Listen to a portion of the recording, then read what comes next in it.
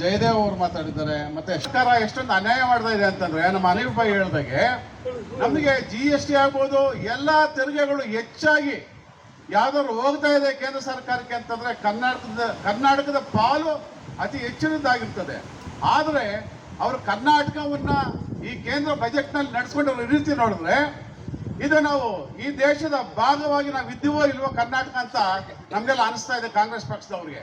ಯಾಕಂತಂದ್ರೆ ಕಾಂಗ್ರೆಸ್ ಪಕ್ಷ ಇವತ್ತು ಏನಾಗಿದೆ ಅಂತಂದ್ರೆ ತುಂಬಾ ಬಲಾಢ್ಯ ವಿರೋಧ ಪಕ್ಷವಾಗಿ ಕೇಂದ್ರಕ್ಕೆ ಸೆಡ್ಡು ನಿಂತಿದೆ. ನಮ್ಮ ಮುಖ್ಯಮಂತ್ರಿಗಳಾದಂತಹ ಶ್ರೀ ಸಿದ್ದರಾಮಯ್ಯನವರು, ಉಪಮುಖ್ಯಮಂತ್ರಿಗಳಾದಂತಹ ಶ್ರೀ DK ಶಿವಕುಮಾರ್ ಅವರ ನೇತೃತ್ವದಲ್ಲಿ ಕರ್ನಾಟಕವನ್ನು ನಾವು ಅಭಿವೃದ್ಧಿ ಪಥದತ್ತ ಕೊಂಡೊಯ್ತಾರಂಥದ್ದು ಕೇಂದ್ರ ಸರ್ಕಾರಕ್ಕೆ ಅಮಿತ್ ಶಾ ಮತ್ತು ಮೋದಿ ನೇತೃತ್ವದ ಸರ್ಕಾರ ಏನಿದೆ ಅವರಿಗೆ ಕಣ್ಣು ಕಿಸಲಾಗಿದೆ. ಆದ್ರಿಂದ ಮಲತಾಯಿ ಧೋರಣೆಯನ್ನು ಅನುಸರಿಸ್ತಾರಂಥದ್ದು ನಮ್ಮ ಕರ್ನಾಟಕಕ್ಕೆ ಇದು ನಾವು ಕಾಂಗ್ರೆಸ್ನವರ ಒಂದು ಮನಸ್ಸಿಗೆ ಇದು ನಿಜವಾಗ್ಲೂ ಸಹ ನಾವು ಒಂದು ಫೆಡರಲ್ ಸಿಸ್ಟಮ್ ಅಲ್ಲಿ ನಾವು ಈ ದೇಶದಲ್ಲಿ ಇದ್ದೀವಾ ಅಥವಾ ಇಲ್ವಾ ಅನ್ನೋ ಅಂಥದ್ದು ನಮಗೆಲ್ಲ ಭಾರಿ ಬೇಸರ ತರ್ತಾ ಇದೆ.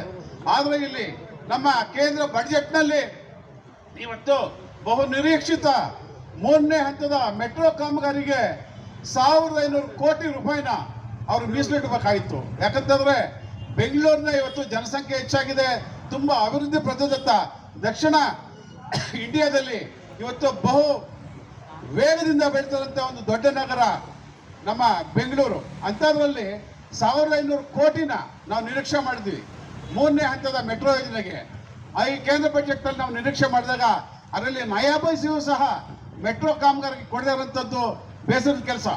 ಹಾಗೆಯೇ ನಮ್ಮ ಮೇಕೆದಾಟು ಯೋಜನೆ, ನೀರಾವರಿ ಯೋಜನೆಗಳು, ಮೇಕೆದಾಟು ಯೋಜನೆ ಮತ್ತು ಭದ್ರಾ ಮೇಲ್ದಂಡ ಯೋಜನೆ, ಇದಕ್ಕೂ ಸಹ ಅವರು ಕಡೆಗಣಿಸಿ ನಯ ಪೈಸೆ ಕಿಮ್ಮತ್ತಿನ ಕಾಸು ಸಹ ಕೊಡದಿರುವಂಥದ್ದು ನಮಗೆ ಬೇಸರದ ಕೆಲಸ.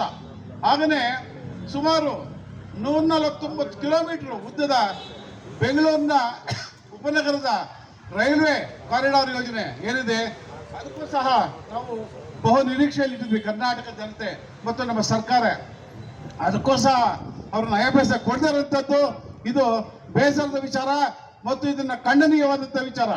ಹಾಗೆಯೇ ಮೈಸೂರು ಮೂಲಕ ಕೊಳ್ಳೇಗಾಲ ಕೇರಳ ಸಂಪರ್ಕಿಸುವ ಸುಮಾರು 766 ರಾಷ್ಟ್ರೀಯ ಹೆದ್ದಾರಿ ಸಂಖ್ಯೆ 766ನ ಆ ರಾಷ್ಟ್ರೀಯ ಹೆದ್ದಾರಿಯನ್ನು ಅಗಲೀಕರಣ ಮಾಡಬೇಕಾಗಿತ್ತು. ಅದನ್ನ ಅಗಲೀಕರಣ ಮಾತಾಡಿದ್ರೆ ತುಂಬಾ ಟ್ರಾಫಿಕ್ಗೆ ಮತ್ತು ಓಡಾಟಕ್ಕೆ ತುಂಬಾ ಅನುಕೂಲ ಆಗ್ತಾ ಇರುವಂಥದ್ದು. ಅದನ್ನು ಸಹ ಅವರು ಪಕ್ಕಕ್ಕಿಟ್ಬಿಟ್ಟು ಬಜೆಟ್ ಅಲ್ಲಿ ಬೇರೆ ಬೇರೆ ಅನಗತ್ಯ ವಿಚಾರಗಳನ್ನ ಅವರು ಮಾಡ್ಕೊಂಡಿರುವಂಥದ್ದು ಇದೊಂದು ದೊಡ್ಡ ದೇಶದ್ರೋಹದ ಕೆಲಸ. ಹಾಗೆಯೇ ಬೆಂಗಳೂರು ಹೆಬ್ಬಾಳ ಸರ್ಜಾಪುರ 37 ಕಿಲೋಮೀಟರ್ ಕಾರಿಡಾರ್ ಯೋಜನೆ, ಇದ್ರ ಬಗ್ಗೆ ಸಹ ಪ್ರಸ್ತಾಪ ಇರುವಂಥದ್ದು, ಇದಕ್ಕೂ ಸಹ ಬಿಡುಗಾಸು ಕೊಡದೇ ಇರುವಂಥದ್ದು. ಹಾಗೆಯೇ ರಾಯಚೂರಿನಲ್ಲಿ ಏಮ್ಸ್ ಒಂದು ವಿದ್ಯೆಗೆ ಸಂಬಂಧಪಟ್ಟಂಗೆ, ಎಜುಕೇಶನ್ ಸಂಬಂಧಪಟ್ಟಂಗೆ ಒಂದು ಯೂನಿವರ್ಸಿಟಿ ಓಪನ್ ಮಾಡಬೇಕಾಯಿತು, ಅದನ್ನು ಸಹ ಮಾಡದೇ ಇರುವಂಥದ್ದು.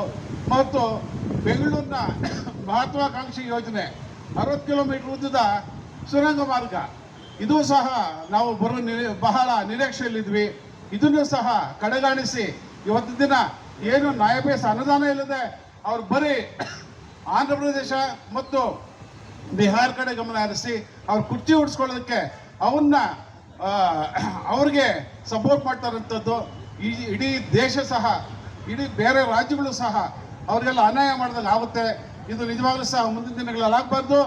ಈ ರೀತಿಯಲ್ಲಿ ಇದೇ ರೀತಿ ಕಡೆಗಣಿಸ್ತಾ ಇದ್ರೆ ನಾವು ಉಗ್ರವಾದಂಥ ಹೋರಾಟ ಕಾಂಗ್ರೆಸ್ನ ವತಿಯಿಂದ ನಾವು ಹಮ್ಮಿಕೊಳ್ಬೇಕಾಗ್ತದೆ ಅಂತ ಹೇಳ್ತಾ, ಹಾಗೇನೆ ಎಲ್ಲರೂ ಸಹ ನಮ್ಮ ಜಿಲ್ಲಾ ಕಾಂಗ್ರೆಸ್ ವತಿಯಿಂದ ಎಲ್ಲ ಮುಖಂಡರು ಭಾಗವಹಿಸಿ ಕಾರ್ಯಕ್ರಮವನ್ನು ಯಶಸ್ವಿ ಮಾಡಿದ್ದಾರೆ. ನಮ್ಮ ಪತ್ರಕರ್ತ ಮಿತ್ರರು ಸಹ ಇಂಥ ವಿಚಾರಗಳನ್ನ ಜನಗಳಿಗೆ ತಮ್ಮ ಪತ್ರಿಕೆ ಮುಖಾಂತರ ತಿಳಿಸ್ತಾರೆ ಅನ್ನೋ ಮಾತು.